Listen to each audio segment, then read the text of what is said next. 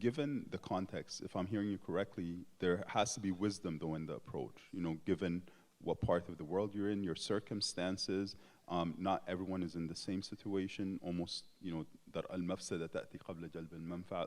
Taking wisdom in that process, especially within the household, because I'm sure the parents care as much about the cause of Gaza as much as the kids, but obviously they're, each party is expressing it in a different way. Yes, so recklessness is not courage. Courage is done for the right reasons and channeled in the right ways, because it's for the sake of Allah subhanahu wa ta'ala, not for the sake of yourself. Let's be clear here that there were times where the Prophet sallallahu alaihi wasallam was approached by his companions and they thought that he should take a stronger approach, sallallahu alaihi wasallam. Like Abdullah ibn Ubay bin Salul, come on, just take him out. What are you afraid of, right? Someone might mistakenly say, what are you afraid of? Why don't you take him out? It's not wise. Despite all the harm that he's done, no, it's not wise. It's going to harm the message. Hudaybiyah. By the way, we hear about how Umar radiallahu ta'ala anhu was coming to the Prophet sallallahu alaihi wasallam, and Umar radiallahu ta'ala anhu is a man who has a divine connection to Allah subhanahu wa ta'ala, and that he's naturally inspired towards the truth. And what was he saying? Alasna ala al-haq ya Rasulullah. Aren't we on the truth? Why are we doing this? Why are we accepting this? We should do this instead.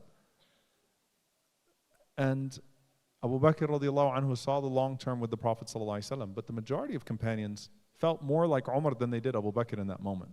The majority of companions did not want to exit their ihram, and the Prophet sallallahu alaihi wasallam has to ask Salama radiallahu anha for advice, or he asked Salama for advice, what do I do? And she says, basically exit your ihram and sacrifice, and they'll follow along. They're still holding out hope in the last moments.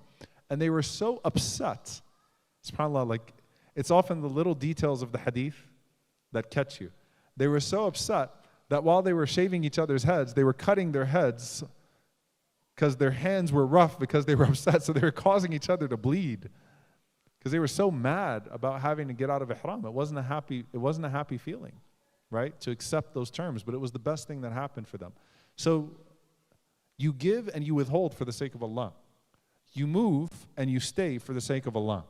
And that means considering the consequences, considering the circumstances, doing proper shura. وَشَاوِرْهُمْ فِي الْأَمْرِ فَإِذَا عَزَمْتَ فَتَوَكَّلْ عَلَى اللَّهِ. You put shura before tawakkul. Consultation before taking a course of action and trusting in Allah subhanahu wa ta'ala with that course of action. You consult people. You consult rational, righteous voices, and often those that love you the most. So courage can easily become a display of arrogance. It can easily become about yourself.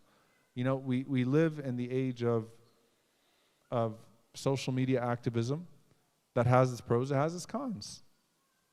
Because for many people, I'm going to chant as long as the phone is on.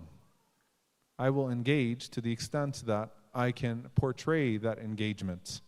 I will work to the extent that other people can appreciate that work. I will raise my voice.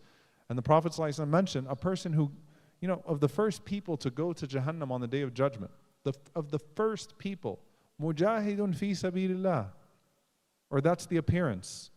Why? Allah raises him and says, what did you put forward? Says, قَاتَلْتُ وَقُتِلْتُ فِي سَبِيلِكَ.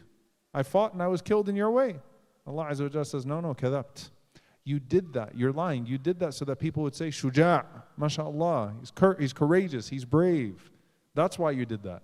You did that so people would call you brave. And how beautiful is it to be called brave and courageous? But you weren't doing it for Allah subhanahu wa ta'ala. So there's an intention aspect, there's a consultation aspect, there's a wisdom aspect. Being calculated does not mean being cowardly. Being calculated does not mean being cowardly. Being calculated means being wise, weighing things. And subhanAllah, just wisdom, Ibn Abbas radiallahu anhuma, he gives the description, right? Wisdom, hikmah comes from al-hakama, right? It's like the reins of the horse. You can have a strong horse, but you got to be able to rein that horse in and direct that horse properly. Otherwise, if you have a wild horse, he's going to throw you off and trample you or get lost. So you got to know how to rein your horse in. That's hikmah, that's wisdom. So have a strong horse, but rein your horse in with wisdom. And that comes through sincere intention, sincere consultation, wisdom, and calculation, which is all not contradictory to courage at all.